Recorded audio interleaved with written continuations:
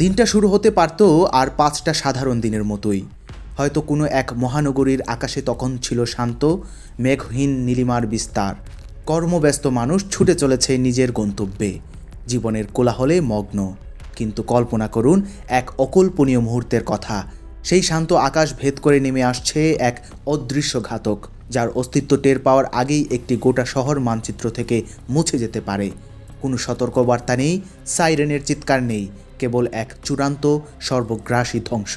এই ভয়ঙ্কর দুঃস্বপ্নের নেপথ্যে রয়েছে এমন এক মারণাস্ত্র যা শব্দের চেয়ে 25 গুণ বেশি গতিতে ছুটে আসতে পারে।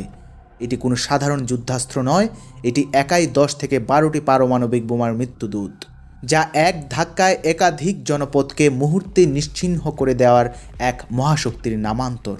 বিশ্ব আজ যে নীরব আতঙ্কে ভুগছে তার নাম DF-41। চীনের তৈরি সেই ব্যালিস্টিক মিসাইল, যা নিছকই একটি ক্ষেপণাস্ত্র নয়, বরং এক কৌশলগত প্ল্যাটফর্ম, যা বৈশ্বিক ক্ষমতার ভারসাম্যে এক নতুন এবং উদ্বেগজনক অধ্যায়ের সূচনা করেছে। এই অস্ত্রের সবচেয়ে ভীতিপ্রদ দিকটি হল এর গতি এবং ধ্বংসলীলা চালানোর ক্ষমতা। DF-49 ছুটে চলে ম্যাক 25 গতিতে, অর্থাৎ এর গতি শব্দের চেয়েও 25 গুণ বেশি। এই অবিশ্বাস্য গতিবেগের অর্থ হল শত্রুপক্ষের সবচেয়ে উন্নত রাডার ব্যবস্থাও একে শনাক্ত করার আগেই এটি তার লক্ষ্যবস্তুতে আঘাত হানতে সক্ষম। আধুনিক প্রযুক্তির চোখে এ যেন এক ভূত, যা আবির্ভূত হওয়ার আগেই তার কাজ সেরে ফেলে। গতি এবং পাল্লার এক অভূতপূর্ব সমন্বয়ে এই ক্ষেপণাস্ত্রটি মাত্র 30 মিনিটের মধ্যে পৃথিবীর যে কোনো প্রান্তের একটি শহরকে ধুলো আর ছাইয়ের স্তূপে পরিণত করতে পারে। চীনের পক্ষ থেকে দাবি করা হয় এর পাল্লা প্রায় 15,000 কিলোমিটার। এর সরল অর্থ হল চীনের মূল ভূখণ্ডের কোনো অজ্ঞাত স্থান থেকে নিক্ষেপ করা একটি DF-41 আমেরিকার নিউ ইয়র্ক, ওয়াশিংটন ডিসি কিংবা ইউরোপের লন্ডন, প্যারিসের মতো গুরুত্বপূর্ণ শহরগুলোতে নির্ভুলভাবে আঘাত হানতে পারে। ভৌগোলিক দূরত্ব এখন আর কোনো রক্ষা কবচ নয়। এই অস্ত্রের আবির্ভাবে গোটা বিশ্বই যেন তার আঘাতের সীমানার মধ্যে চলে এসেছে। DF-41 এর বিপদকে বহুগুণ বাড়িয়ে দিয়েছে এর ভ্রাম্যমাণ উৎক্ষেপণ ব্যবস্থা বা মোবাইল লঞ্চ সিস্টেম। এটি কোনো নির্দিষ্ট সামরিক ঘাঁটি বা সাইলো থেকে নিক্ষেপ করার অস্ত্র নয়। বিশাল আকৃতির সামরিক ট্রাকে করে একে দেশের যে কোনো প্রান্তে নিয়ে যাওয়া সম্ভব। দুর্গম পাহাড়ি উপত্যকা, গভীর অরণ্য বা কোনো গোপন ভূগর্ভস্থ বাংকার, যে কোনো স্থান থেকে এই মৃত্যুবাণ নিক্ষেপ করা যেতে পারে। এর ফলে শত্রুপক্ষের পক্ষে এই মিসাইলের সঠিক অবস্থান নির্ণয় করা বা একে ধ্বংস করার জন্য আগাম হামলা চালানো প্রায় অসম্ভব একটি কাজ। আপনি কখনোই জানতে পারবেন না কোনো পাহাড়ের আড়ালে বা কোনো জঙ্গলের গভীরে আপনার দিকে তাক করে রাখা হয়েছে এই ভয়ঙ্কর মৃত্যু ফাঁদ। এই অনিশ্চয়তা এবং অদৃশ্য থাকার ক্ষমতাই একে আরও বেশি অপ্রতিরোধ্য এবং আতঙ্কজনক করে তুলেছে। তবে DF-41 এর সবচেয়ে মারাত্মক এবং কৌশলগতভাবে বিপজ্জনক বৈশিষ্ট্যটি হলো এর মাথায় থাকা মাল্টিপল ইন্ডিপেন্ডেন্টলি টার্গেটেবল রি-এন্ট্রি ভেহিকলস বা MIRV প্রযুক্তি। এই প্রযুক্তির কল্যাণে একটিমাত্র মিসাইল একসঙ্গে 10 থেকে 12টি পৃথক পারমাণবিক ওয়ারহেড বহন করতে পারে এবং বায়ুমণ্ডলে পুনঃপ্রবেশের পর প্রতিটি ওয়ারহেড স্বাধীনভাবে ভিন্ন ভিন্ন লক্ষ্যবস্তুতে আঘাত হানতে পারে। এর অর্থ হল একটি DF-41 নিক্ষেপের মাধ্যমে একটি দেশের 10 বা 12টি প্রধান শহর, সামরিক ঘাঁটি বা কৌশলগত স্থাপনাকে একই সঙ্গে ধ্বংস করা সম্ভব। প্রতিটি ওয়ারহেডের বিস্ফোরণ ক্ষমতা 500 কিলোটন থেকে 1 মেগাটন পর্যন্ত হতে পারে। তুলনা করলে দ্বিতীয় বিশ্বযুদ্ধে হিরোশিমায় ফেলা পারমাণবিক বোমাটির ক্ষমতা ছিল প্রায় 15 কিলোটন। অর্থাৎ DF-41 এর একটিমাত্র ওয়ারহেড হিরোশিমার বোমার চেয়ে প্রায় 50 গুণ বেশি ধ্বংসাত্মক।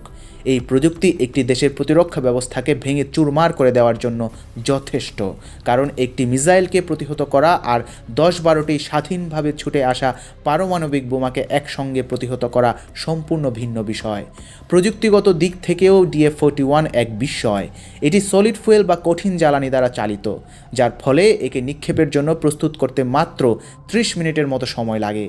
তরল জ্বালানি চালিত ক্ষেপণাস্ত্রের তুলনায় এই প্রস্তুতি সময় অনেক কম, যা সংকটকালীন পরিস্থিতিতে চীনকে অনেক কৌশলগত সুবিধা দেবে।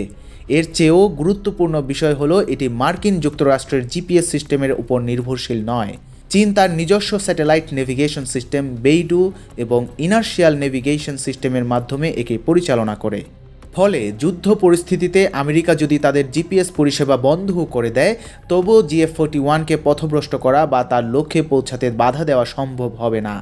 এই আত্মনির্ভরশীলতা একে একটি সত্যিকারের স্বাধীন এবং অপ্রতিরোধ্য অস্ত্র হিসেবে প্রতিষ্ঠা করেছে।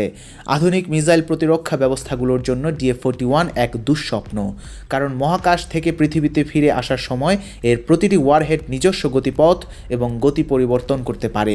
এই আকস্মিক দিক পরিবর্তনের ক্ষমতা একে রাডারের ব্লাইন্ড স্পট বা অন্ধ এলাকা থেকে হঠাৎ আক্রমণ চালানোর সুযোগ দেয়।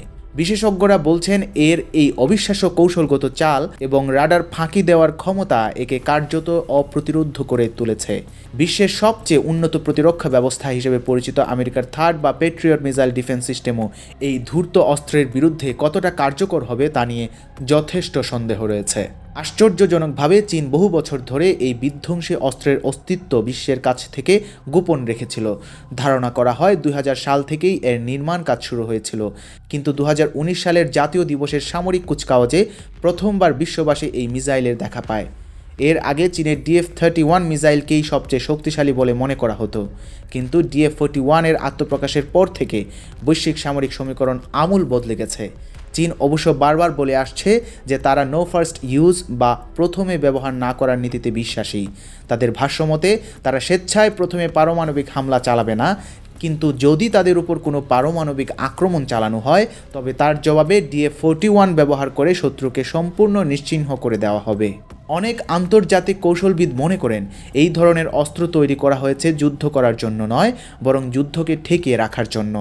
এটি এক ধরনের চরম প্রতিরোধমূলক ব্যবস্থা, যেখানে প্রতিপক্ষ এর ভয়াবহ ধ্বংস ক্ষমতার কথা চিন্তা করে আগেই সংঘাত থেকে পিছু হটতে বাধ্য হবে।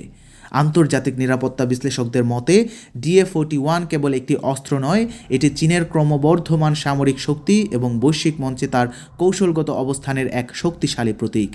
এর উপস্থিতি বিশ্বজুড়ে নিরাপত্তা সংক্রান্ত আলোচনা এবং সমীকরণে এক নতুন মাত্রা যোগ করেছে।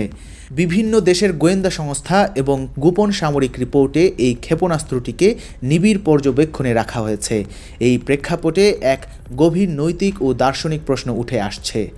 একটি দেশের নিরাপত্তার জন্য এমন এক বিধ্বংসী অস্ত্রের প্রয়োজন কি সত্যিই আছে, যা গোটা মানব সভ্যতাকে ঝুঁকির মুখে ফেলে দেয়? নাকি এটি আসলে বিশ্বের বাকি দেশগুলোর জন্য একটি ঠান্ডা বার্তা, আমরাও পারি, চাইলে সব শেষ করে দিতে পারি? একটি দেশের নিরাপত্তা নিশ্চিত করার নামে অন্য 10টি দেশকে পারমাণবিক ধ্বংসযজ্ঞের দ্বার প্রান্তে দাঁড় করানো কতটা ন্যায়সঙ্গত? আন্তর্জাতিক পরিসরে এই প্রশ্নগুলো এখন প্রতিনিয়ত ঘুরপাক খাচ্ছে। DF-41 এর মতো অস্ত্র মানব জাতির জন্য চূড়ান্ত নিরাপত্তার আশ্বাস, নাকি অবশ্যম্ভাবী বিনাশের অগ্রদূত? এই দ্বন্দ্বের উত্তর হয়তো ভবিষ্যতে দিতে পারবে, কিন্তু বর্তমানের আকাশে যে অবিশ্বাসের কালো মেঘ জমেছে তা সহজে সরার নয়।